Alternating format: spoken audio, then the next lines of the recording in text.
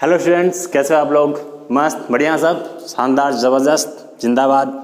तो आओ हम यहाँ पर देखते हैं जो हमारा अभी लेक्चर तो मैं स्टार्ट करूँगा, बट मैं चाहता हूँ उसके पहले मैं आप लोगों को कुछ चीज़ें सजेशन दे दूँ मैं कि कैसे हमें पढ़ना है मैथमेटिक्स को। जैसे मैथमेटिक्स कैसे पढ़ना है, लोग करते क्या हैं, आप 9th में जैसे ही पढ़े हो, मुझे नहीं पता कैसे पढ़े हो, बट 10th में अगर आप मुझे देख रहे हो तो आप जैसे मैं कर रहा हूँ वैसे करते चलो, आपको सक्सेस मैथमेटिक्स में ज़रूर मिलेगी, अच्छे मार्क्स पाओगे। ओके, सबसे पहली बात कि हम मैथ्स को कैसे पढ़ें, क्या पढ़ें उसको छोड़ो। आप पहले ये देखो कि मैथ्स में हमें किस बुक को प्रेफर करना है। ठीक है, मैथमेटिक्स में काफ़ी टाइम से जो अभी स्टैंडर्ड एग्जामिनेशन के उसके अकॉर्डिंग मैं बता रहा हूँ।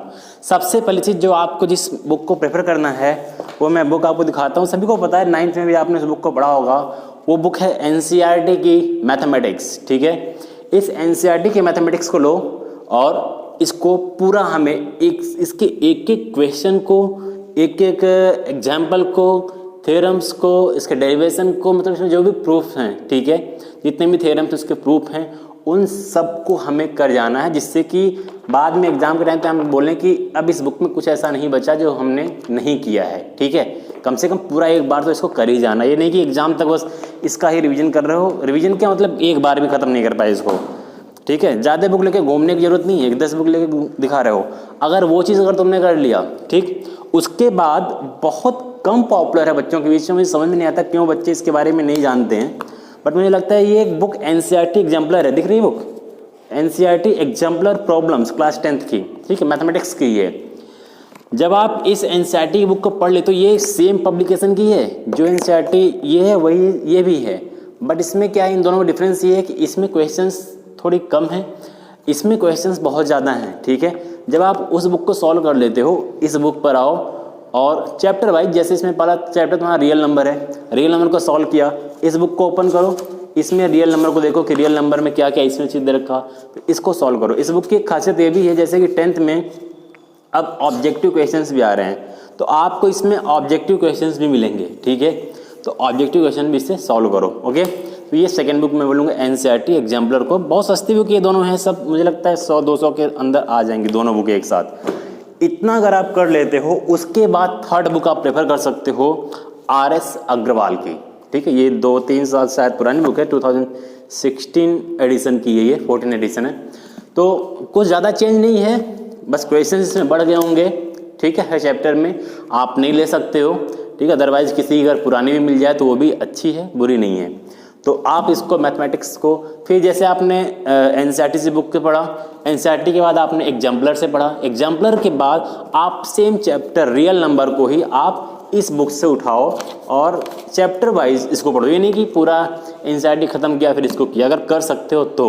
ठीक है, फिर उसके बाद इस पे आपको फोकस करना है। ठीक है, RS अग्रवाल पर।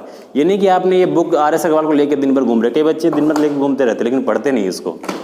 उसके बाद अगर आपको बहुत बेचैनी हो रही है कि हमें और पढ़ना है, क्वेश्चन नहीं मिल रहा कहीं, ना सर क्वेश्चन दे पा रहे हैं, ना स्टूडेंट्स कोई क्वेश्चन बता पा रहे हैं, तो आपके पास ये RD शर्मा की बुक है। ये मुझे लगता है नई बुक है, ये लास्ट ईयर की बुक है ये। ठीक है, 2019, हाँ लास्ट यही बुक है। तो इस बुक को आप पढ़ो, काफ़ी हैवी, काफ़ी मोटी बुक है ये, बहुत। ठीक है, ये टोटल जो है पेज नंबर तो दिया नहीं इसमें, कितने पेज नंबर है। ठीक है, तो काफ़ी मोटी बुक है इसमें, तो इसको भी आप प्रिपेयर कर सकते हो, पढ़ सकते हो। एक बार इसको देख लेना जरूर, ठीक है, एग्जाम के टाइम में देखना। लेकिन ये सब कब, ये नहीं कि आप जो है पूरी बुक एक साथ गए मार्केट से परचेस किए उठा करके उसके बाद लेके घूम रहे हो दिन भर, स्कूल कॉलेज घर सबको डरा रहे हो। डराना नहीं है। ठीक है, कुछ बच्चों को देखता हूँ RD शर्मा की बुक लेके घूमते रहते हैं। ठीक है, तो घूमना नहीं इसको लेकर के, ये सिलेबस से बहुत चीज़ में बाहर की भी चीज़ें हैं, तो आप समझ ही नहीं पाओगे क्या पढ़ना है क्या नहीं पढ़ना है। तो आप इसको लास्ट में प्रेफर करना।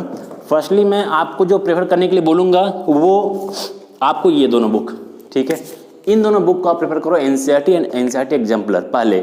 उसके बाद अगर आप इससे सेटिस्फाई पूरा पढ़ चुके, तब आप जाकर के मैथमेटिक्स की RS अग्रवाल को करो। उसके बाद पहले बात तो मैं कहूँगा नहीं, लेकिन फिर भी अगर करना चाहते हो, मैंने वही बोला ना, अगर बेचैनी बहुत सारी अंदर है तो आप RD शर्मा का प्रेफर कर सकते हो। ठीक, तो ये हमारी बातें हुई। सबसे पहले हमने क्या बताया, सबसे पहले बुक NCERT की बुक, आप सबसे पहली बुक क्या करनी, NCERT फिर उसके बाद ये आपकी बुक एग्जाम्पलर, ठीक है, एग्जाम्पलर के बाद फिर RS अग्रवाल की बुक, ठीक है, RS अग्रवाल के बाद RD शर्मा की बुक। बस यही दोनों आपके लिए एग्जाम के लिए सफिशिएंट होगा, आप देखना, ठीक है। बाकी इन दोनों का आपके ऊपर डिपेंड है, आपको लेना चाहे ले सकते हैं, नहीं लेना चाहे कोई बात नहीं, ओके। कई स्कूलों में आपको RS अग्रवाल पढ़ाया जाता है, इसलिए मैं प्रेफर करूंगा कि आप RS अग्रवाल ले लो, इसके लिए सोचने की जरूरत नहीं है अभी, okay. Thank you, all the best, take care. फिर मिलेंगे आप नए चैप्टर को हम जल्दी स्टार्ट करेंगे रियल नंबर, और आप उसको जरूर देखिएगा, ओके। Thank you, bye.